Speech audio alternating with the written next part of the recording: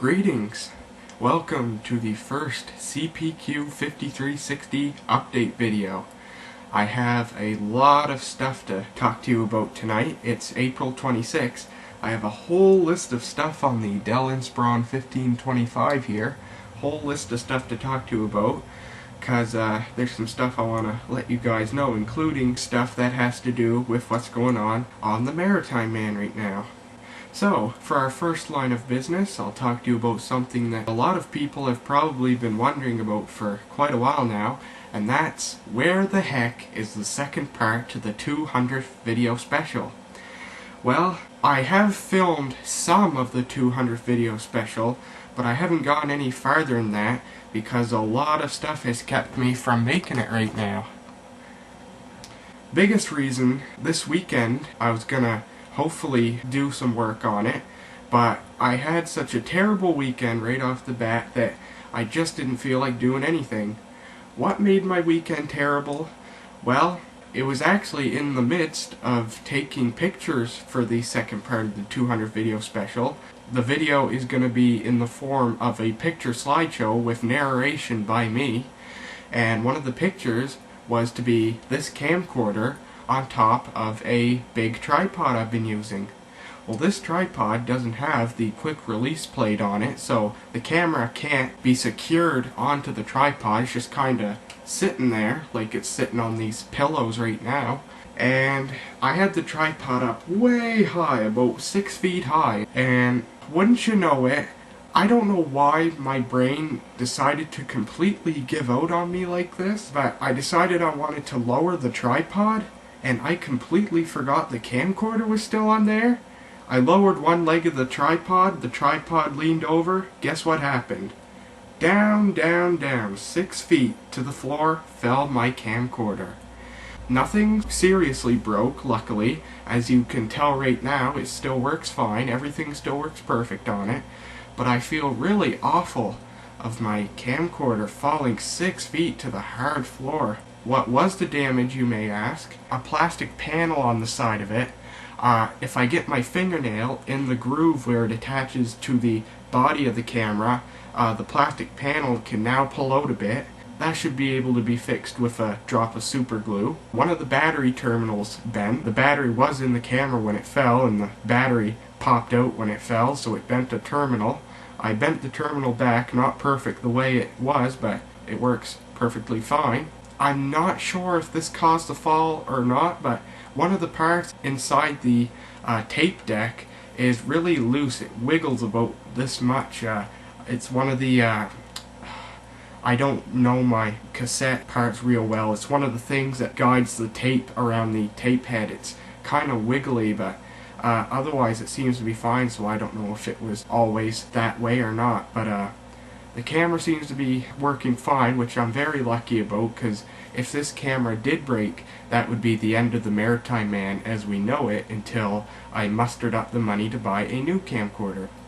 But I still feel really bad because this camcorder is literally my most prized possession. My father bought it for me for Christmas in 2005, and I've used it for probably literally thousands of video recordings over the 5 years that I've owned it. So I really feel really shitty about it falling to the floor like that, but at least it still works. So anyhow, my weekend was also pretty bad because my Timex pocket watch here, I bought this in 2000 for $10. I thought it was pretty cool, so I decided to buy it. I was 6-7 years old, and I thought it was cool. Left this in my pocket Friday after coming home from school. After I changed my jeans, left it in my pocket, threw my jeans in the clothes basket. This clock went through the washer and dryer. It does work, but now the cover doesn't really close that well, and the screen, the inside of it's kind of dirty from soap residue and stuff, so I feel bad about that too. Obviously not as much so as the camera. Why have I been using a pocket watch, you might ask? Don't know if you can see it, but oh, if I can turn my wrist here, I got a little rash right there on my wrist.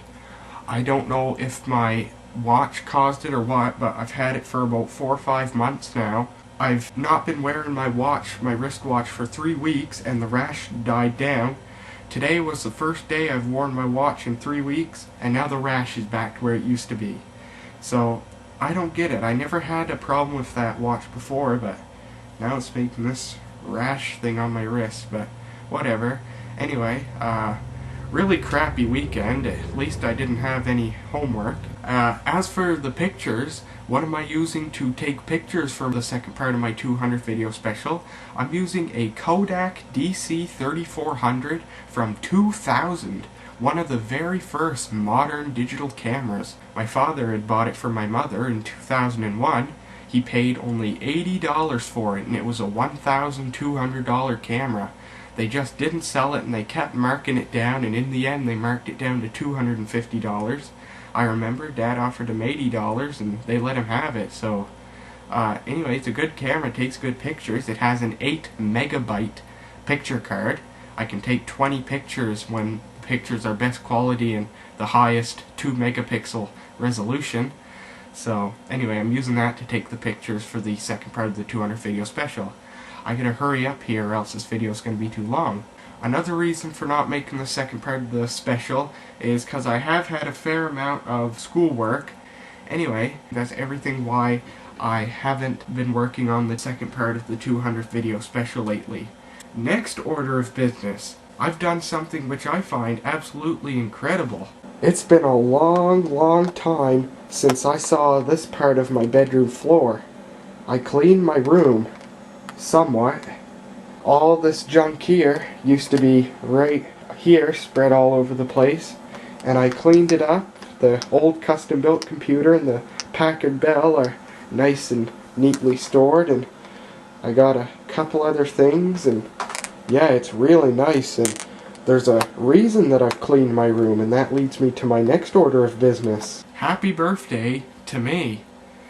It's April 26th right now, and the day after tomorrow, April 28th, I am turning 16 years old. And some of you, if you've been subscribed to me for more than a year, you saw the video I made on my 15th birthday. Well, I'm going to do the exact same thing. Last year, I had 3 friends over, shot some pretty hilarious video, and condensed it into a birthday video. This year, I'm doing the exact same thing. But this year, instead of 3 people, I'm having 5 people over. The 3 people from my last video, Spencer, Sean, and Patrick, they're going to be here again this year, and there's also 2 more people coming, so hopefully I'll get some good video then. As far as I know, the 2 new people don't mind being on video either, so it should be pretty hilarious. So they're coming 2 days after my birthday, so my birthday's April 28th, they're coming April 30th, because that's Friday, and they don't have to worry about something they have to do for school that's due the next day. So yeah, I'm turning 16 years old. That's scary. Next order of business. What's next? Oh, about 4 or 5 days ago, JJJKK98 suspended.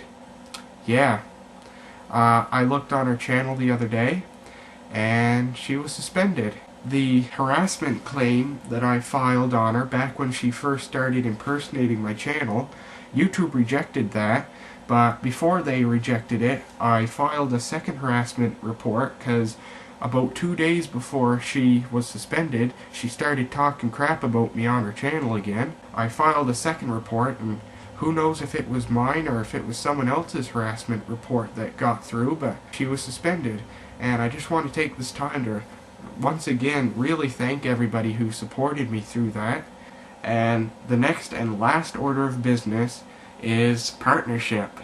YouTube has offered me partnership on the Maritime Man 7 times. I thought I couldn't do it because you need to be 18 and stuff, but a YouTube user recently told me that he's 15 and he's a YouTube partner and he's actually making revenue off his videos, because if your parent or guardian or whatever has a YouTube channel, which my mother does, you can sign them up and link your channel to theirs. So I'll have to look into that, because if it turns out I can and there isn't anything overly difficult or whatever you have to go through to do it, the Maritime Man just may become a YouTube partner.